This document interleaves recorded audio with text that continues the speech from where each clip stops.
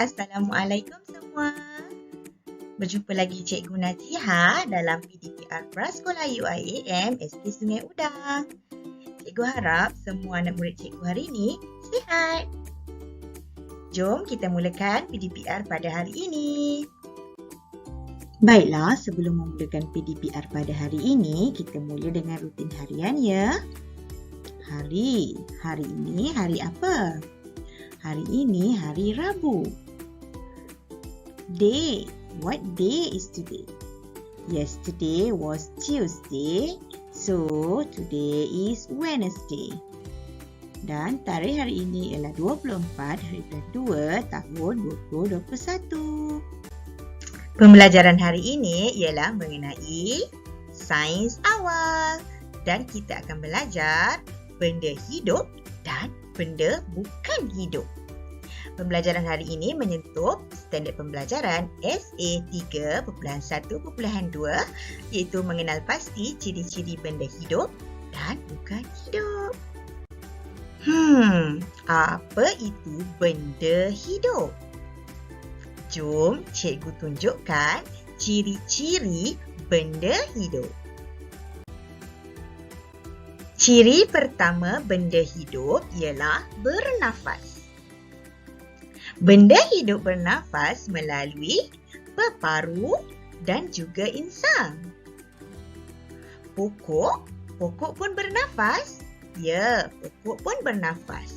Pokok bernafas melalui proses fotosintesis. Proses fotosintesis tu apa?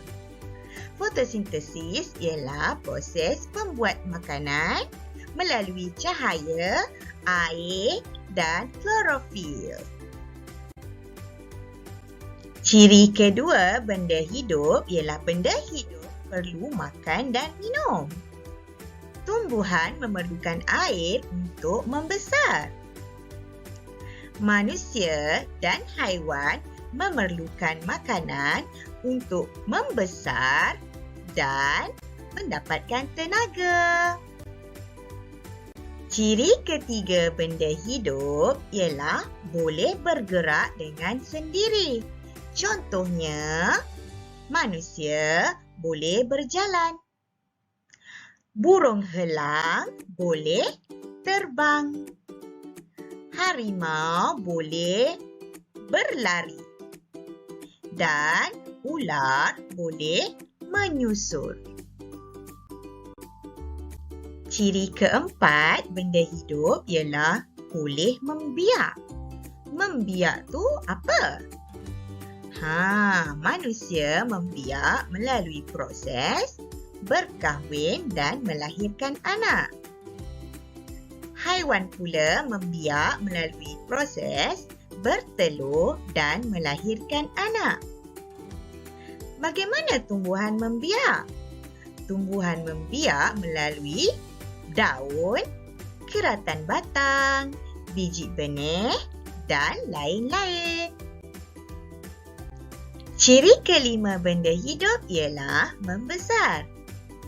Manusia membesar bermula daripada bayi dan membesar menjadi dewasa. Bagaimana haiwan ini membesar? Ayam membesar bermula daripada telur menjadi anak ayam dan menjadi ayam yang dewasa. Seterusnya ialah pokok atau tumbuhan. Tumbuhan ini membesar melalui biji benih, kemudian tumbuh akar, tumbuh daun dan menjadi pokok yang membuahkan hasil. Baiklah, ini adalah contoh benda hidup. Manusia, haiwan dan tumbuhan. Baiklah, sekarang kita bergerak kepada benda bukan hidup. Apakah itu? Baiklah, ciri-ciri benda bukan hidup pula ialah tidak makan atau minum,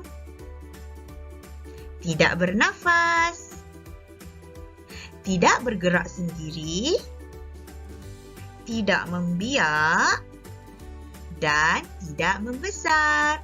Ciri-cirinya ialah tidak sama atau bertentangan dengan ciri-ciri benda hidup. Ini ialah contoh-contoh benda bukan hidup. Televisyen, kereta, pensel, periuk, meja dan kerusi dan lain-lain yang berada di persekitaran anda. Dah tahu kan benda hidup dan benda bukan hidup? Jadi sekarang kita buat aktiviti pengukuhan. Untuk aktiviti pengukuhan, kamu perlu warna benda-benda hidup dan pangkah benda-benda yang bukan hidup. Itu saja.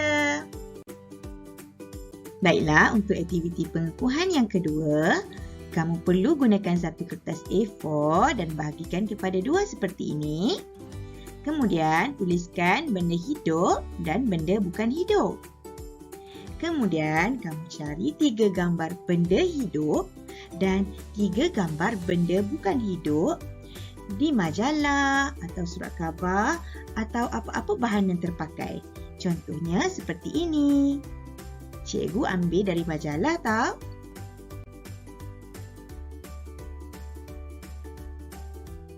Baiklah, PDPR Prasekolah UIAM SK Sungai Udang berakhir di sini.